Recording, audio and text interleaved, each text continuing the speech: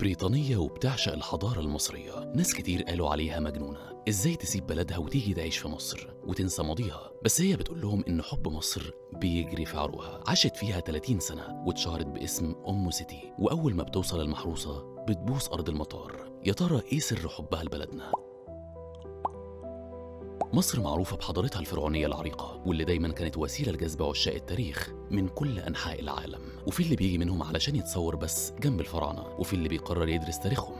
ولكن حكايتنا النهاردة عن ست بتعشق الفراعنة حرفيا، وقررت تعيش جنب معبد مصري طول حياتها. ودي بقى سيدة بريطانية اسمها دورothy إيدي. عشقها لمصر ولحضارتها ملهوش حدود، لدرجة إن الناس شافوها مجنونة بحب بلدنا. قصتها بدأت سنة 1904 لما دروثي حصل لها حادثة وهي عندها 3 سنين. وقتها وقعت من على السلم وفقدت وعيها، ودخلت كمان في غيبوبة بشكل مؤقت. ومن زعل أهلها كانوا فاكرين إنها ماتت، ولكنها فاقت فجأة وابتدت تحكي عن اللي شافته في الغيبوبة، وهي إن روحها عاشت في عصر الفراعنة، وإنها مرتبطة بالملك سيتي الأول في حياتها الأولى. وده اللي حكته لأهلها، وحاولت إنها تقنعهم باللي شافته وإنها مش مجنونة زي ما بيتقال عليها. بعدها بحوالي سنة راحت تزور متحف لندن، وركعت قدام تمثال فرعوني ورفضت تمشي، وتصرفاتها كانت غريبة. وحبها للفراعنة خلت أهلها يشكوا فيها ويدخلوها مصحة أمراض عقلية. ورغم كده دورothy فضلت مجنونة بالآثار المصرية، وبدأت تتعلم اللغة الهيروغليفية وتتواصل مع علماء المصريين. وده كان بداية عشقها الكبير لمصر القديمة. وفي لندن اتعرفت على مصري اسمه الإمام عبد المجيد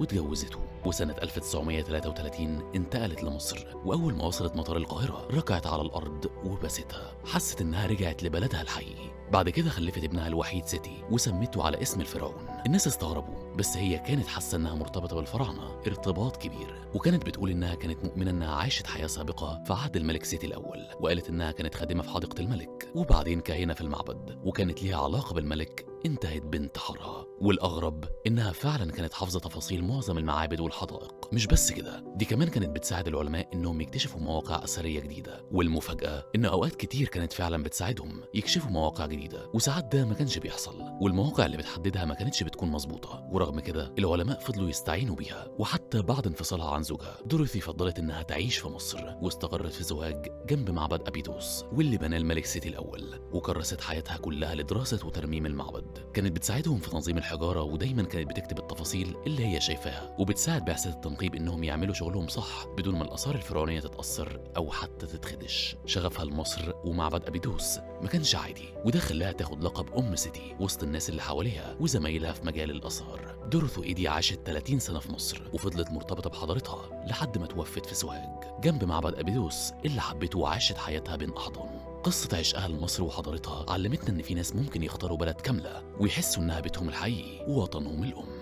وده اللي عملته دورothy إيدي.